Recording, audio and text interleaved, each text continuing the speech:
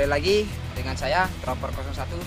Jadi di sini saya akan mengajak kawan-kawan untuk melihat proses pencipingan atau pemotongan batang kelapa sawit dan apa manfaatnya dan apa tujuannya. Langsung aja. Di video saya kali ini, saya akan sedikit menjelaskan tentang manfaat pencipingan ataupun penumbangan kelapa sawit dan alasan-alasan kenapa dilakukan penumbangan kelapa sawit. Pada dasarnya, dengan umur tanaman kelapa sawit yang sudah di kisaran 20 hingga 25 tahun, tentu saja memerlukan peremajaan dan menjadi hal yang wajib. Replanting atau peremajaan adalah kegiatan menanam kembali kebun atau lahan hutan. Caranya adalah mengganti tanaman yang sudah tua atau gundul dengan tanaman-tanaman baru.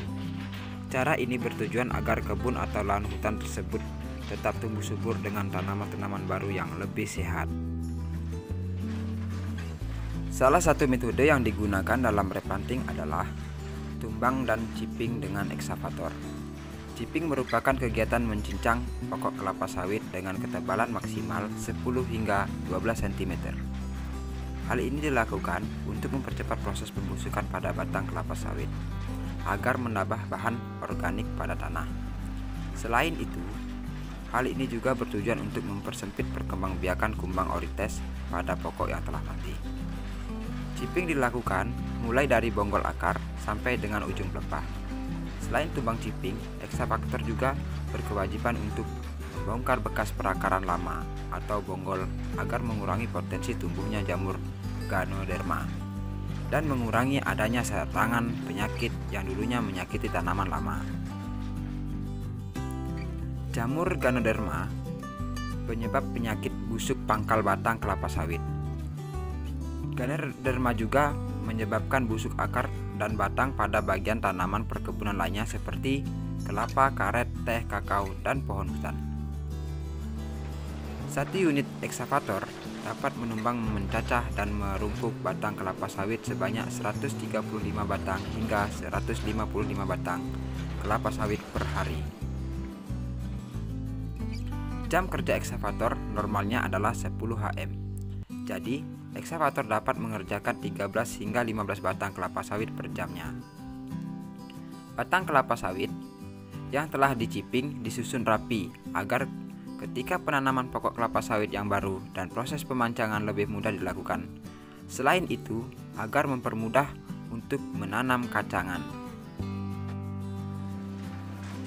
Alasan kelapa sawit di replanting atau ditumbang. Pertama, umur tanaman kelapa sawit yang sudah tua. Kedua, tingginya pokok kelapa sawit hingga kesusahan dalam proses pemanenan buah kelapa sawit. Ketiga, produktivitas yang menurun pada pohon kelapa sawit. Keputusan untuk melakukan replanting harus sudah berdasarkan pertimbangan yang sangat matang dan merupakan hasil musyawarah atau kesepakatan secara bersama. Karena salah satu dampak yang akan dirasakan oleh pemilik lahan adalah hilangnya pendapatan yang telah dinikmati selama 25 tahun akibat kegiatan replanting.